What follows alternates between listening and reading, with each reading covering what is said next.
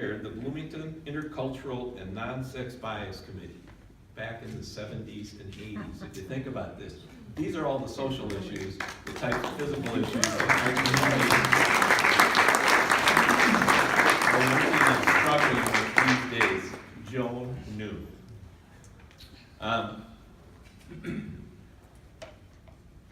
What's funny too is, while serving on these different committees, she wrote and published The Guide to Humanizing Education in Bloomington. It was a book that she put out, like I say, forward-thinking Joan. And I think you can see that Joan was on the leading edge of so many of the topics and situations that our society is grappling with today. And she was out front, and by her being there and really injecting programs and thought process like this, she has really helped see to it that the Bloomington school system is the fine school system that it is today. Here is one of our pioneers. We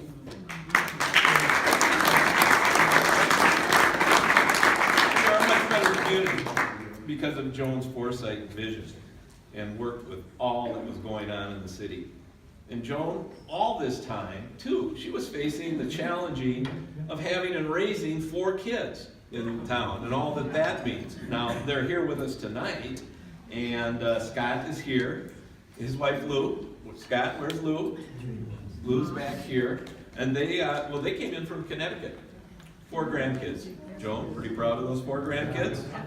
It's Dan, Megan, Allie, and AJ are the ones out there. And then Joan's very youngest daughter, Cindy, is here with us this evening. Cindy made me say that. Cindy is Joan's only daughter, but Cindy insisted that I introduce her as the youngest daughter. Rob is here this evening with his 2 daughters, Ashla and Mia. They're here. Could you have picked them out? Do you think maybe you could have put them together as a family group? So it's great. And then Lance is here this evening, and his wife Tia is not with us tonight, but Kayla and Jordan are here also? Just Kayla. Just Kayla? Kayla is in. So, and just learned tonight that Kayla is a new Bloomington resident living in Bloomington, so that's good. So I'm close to mom.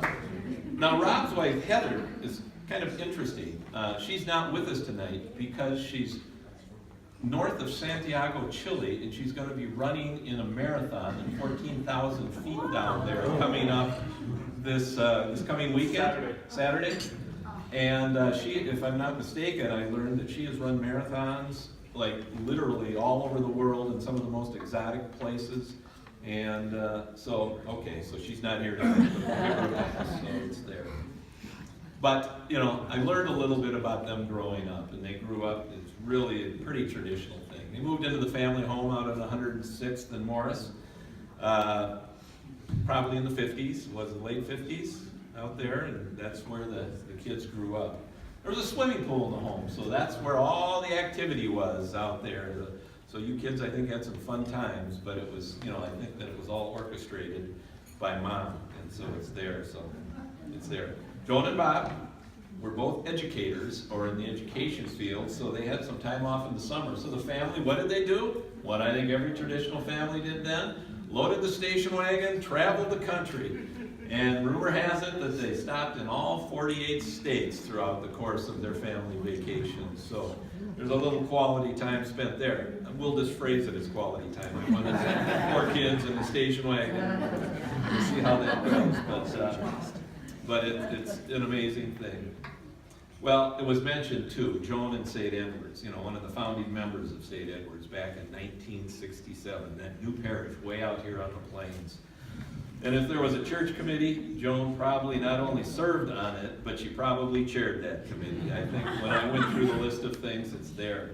And she's still active and very much a contributing member to this day. And just as a little side note, November 17th, this next November 17th, I'll be celebrating my 44th wedding anniversary, and we were married at St. Ed's, just so you know. My wife's family were also some of the beginning members of St. Ed's out there. So thank you for all the work you've done, because the institution was there, we got married, and it lasted, so that's good. Well, Joan retired from the Bloomington schools in the early 1990s and decided to downsize, and she moved over to the Normandale Lake Townhome Complex, not too far, just on the other side of Normandale Boulevard. that retirement thing didn't really work out too well. So what does she do? She runs for the board of directors of the Townhouse Association, and ends up being its president, serving for 10 years as president of the Townhouse Association. And I have to tell you, Joan, being the mayor of a city, I think, is a lot easier than being the president of the Townhouse Association. I think it's a tougher job. So just so you know, I know that. And you know, you can't keep Joan down. You know, when she was even still working and doing some things, one of the interesting little facts about the family is that Cindy was in charge of productions and entertainments out at the Carlton Celebrity Theater. How many of us remember the Carlton Celebrity Theater? Well, that's what Cindy did for a long time. And since Joan had all this extra time on her hands, Cindy would have Joan out there hostessing, collecting tickets, and doing things. So Joan put in a stint of time out at the Carlton Celebrity Theater. So she was there. I hope you saw a lot of good acts. I hope Cindy didn't work you too hard. It's there. And she also had the brothers working there too. So I heard that you guys did a lot of chores out there. So that's kind of a fun little family fact. Joan obviously is a woman of strength and tenacity. And if I were to look at Joan and say that her lucky number is 429, I think she would know what I mean. And it was a little more than 20 years ago that Joan had a severe heart attack. It was very debilitating and quite severe, and the prognosis was really not good, and it was really tough. With her family, she sought out every option available for healing, everything from clinical trials to drugs to rehab to what's going on.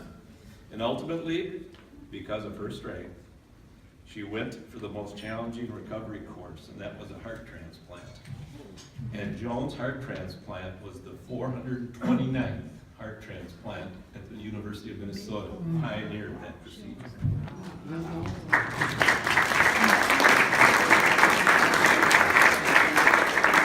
That's 20 years ago. So I want you to think of what it does take for her to recover of the strength that she has. It's amazing. And she is just amazing. So, okay, so she has a heart attack and a heart transplant, so let's get back to her. You know, so about 15 years ago, she becomes involved with the Bloomington Civic Theater. She was asked to become the volunteer coordinator, and of course she took it on.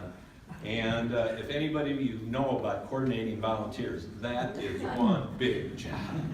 She served on the board of directors, and she also went on to serve as its treasurer, its secretary, its vice president. She worked on fundraisers, I think including all of our favorite fundraiser, the Taste of Chocolate. So she was there and instrumental in those things.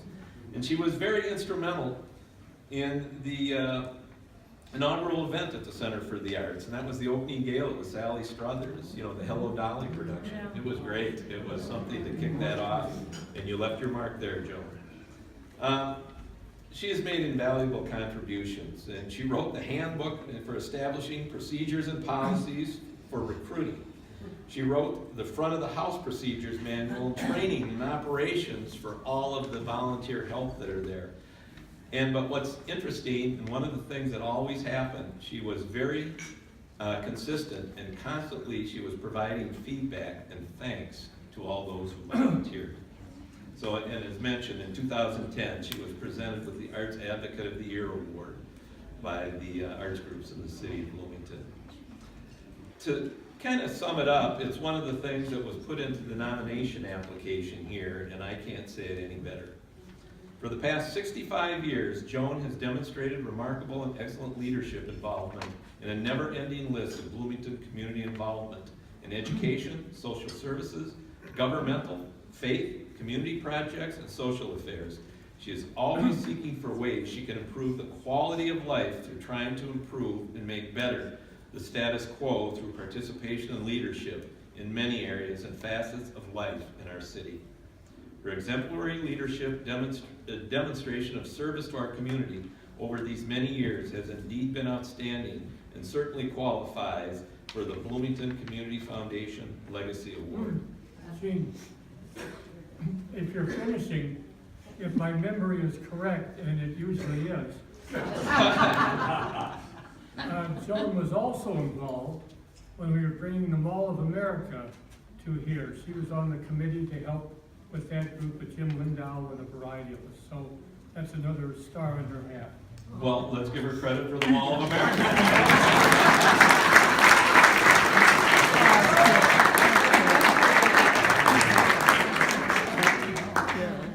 You know, it's, in talking, and I had some conversation with Joan's daughter Cindy, and Joan said this. She said she is a gift to us, her 4 children, and she is a gift to her grandchildren. And I would like to add that she is really a gift to the city of Bloomington.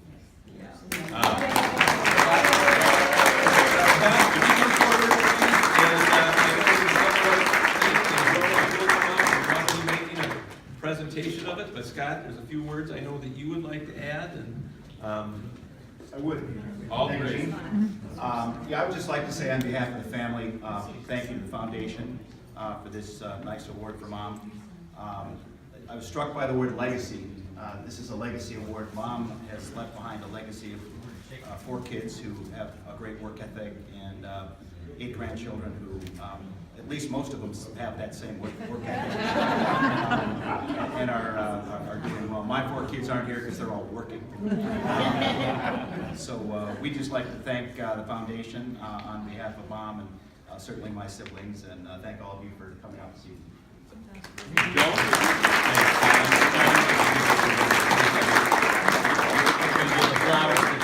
Yes. You do? Well, you're welcome to. You get to get the Yeah, you want to make a presentation? Really happy. I'm going to give her the flower, maybe you can have the flowers. Congratulations. Sis? Joan Black. Unbelievable. And first of all, I of course want to thank my family, my dear children, and also the foundation. This is a very fantastic, honorable situation for me, and I'm pretty much speechless. You know, and usually I'm not that way. Nancy's over there saying really. And I thank each of you for coming out this evening. It's truly very special of you to take time from your very busy schedules to be here. And I want you to know I appreciate that very much, and I thank each of you for coming. And I thank the foundation.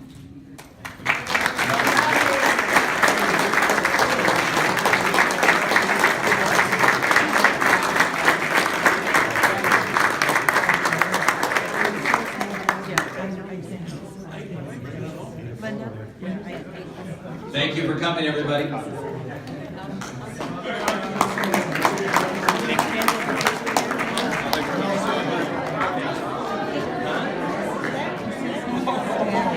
don't think it was long enough. I would have gone out of line. He's my neighbor. Oh, he is. I forgot to say.